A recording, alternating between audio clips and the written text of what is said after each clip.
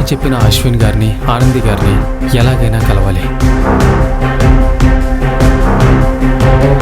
ఎంత ప్రయత్నించినా అశ్విన్ ఆచూకీ తెలియడం లేదు. ఎక్కడ ప్రయత్నించాలో, ఇంకా ఎన్ని ప్రయాణాలు చెయ్యాలో.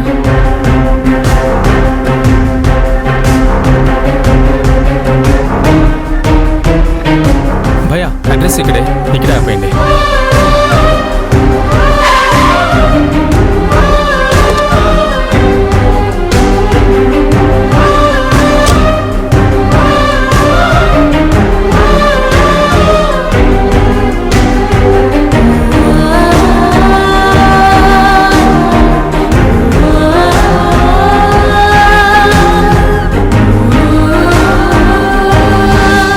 లలితమ్మ గారు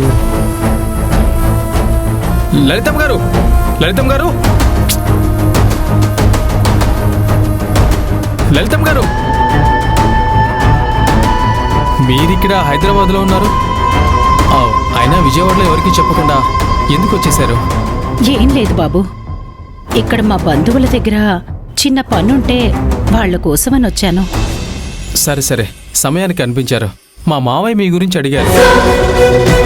మావయ్యకి ఫోన్ చేసి చెప్తాను, చాలా హ్యాపీగా ఫీల్ అవుతారు.